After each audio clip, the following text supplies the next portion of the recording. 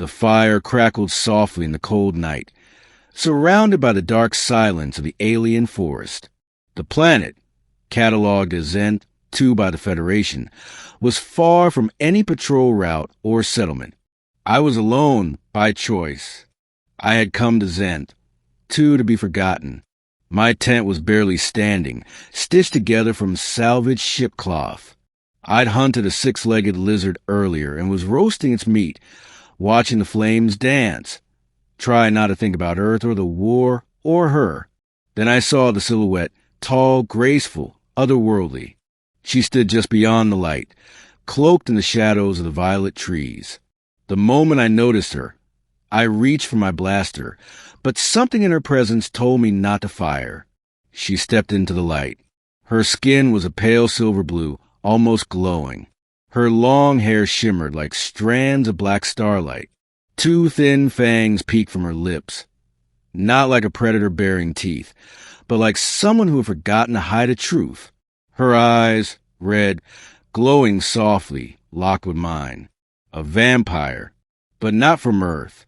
She wasn't a creature of myth. She was real, and not human. I stood frozen, unsure whether to run or talk or just stare.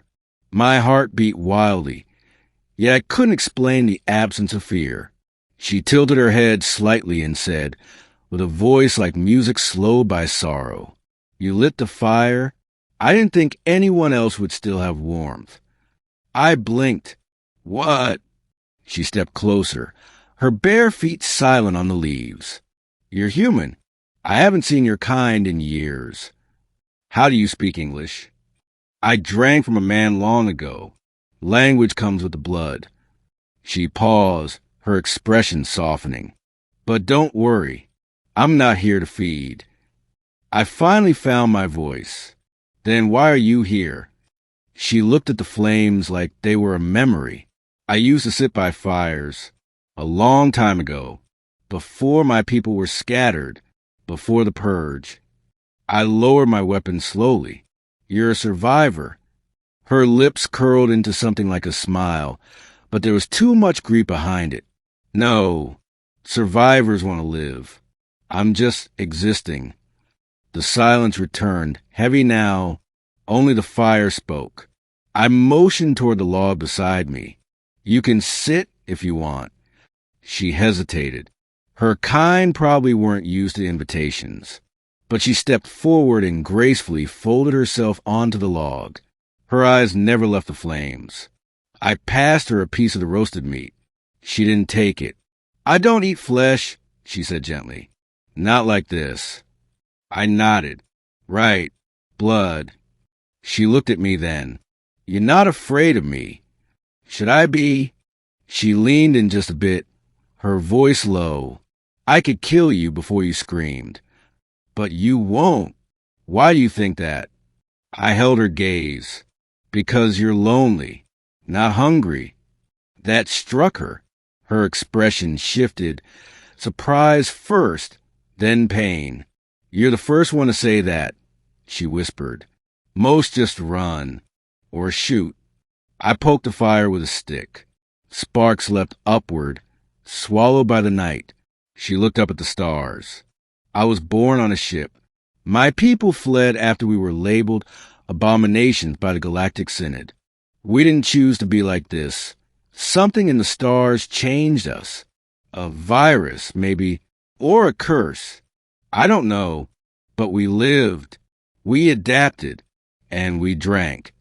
"What happened to them?" "Your people?" "Slaughtered. Hunted. We scattered into the void. I haven't spoken to another soul in 2 years. And yet you saw my fire and came." "I thought it might be a trap," she admitted. "But part of me didn't care. If it ended tonight, at least I would end it with a face to look at." That hit hard. Too hard. "My name's Eli," I said after a pause. Her eyes widened. "You gave me your name." "Should I not have?" "It's a sign of trust. Among my kind, names are sacred. That's very human of you." "What's yours?"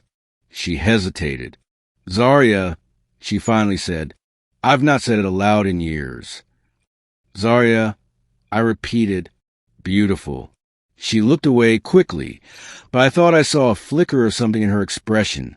Surprise, or maybe gratitude. The fire warmed the space between us. She asked, "Why are you here, Eli?" I stared into the flames. I killed too many. Saw too much. The war took everything. I had someone, but I couldn't come back to her after what I became. Do you think you're a monster? Sometimes. She nodded slowly. Then we are not so different. We sat in silence. Not awkward, just understanding. Then she looked directly into my eyes and said, quietly but with conviction, "Eli, I don't want to be alone tonight. Will you let me stay?" I didn't expect the softness, the vulnerability. She wasn't seducing me. She wasn't manipulating me.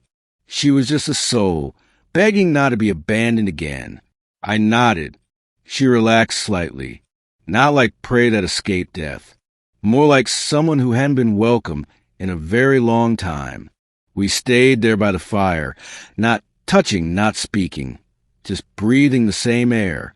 Eventually I asked, "What will you do tomorrow?" She looked thoughtful. "I don't know. Maybe I'll leave. Maybe I'll stay until the stars forget my name. You're welcome to stay here as long as you need." Her eyes shimmered again, this time not from firelight, but from something within. She said softly, "You have no idea what that means to me, Eli." She stood after a while, walked to a patch of grass, and lay down without a word. No demand, no threat, just peace. Before closing her eyes, she whispered, just loud enough for me to hear, "Tonight, I remember what it feels like to be alive." And in that moment, I realized, so did I.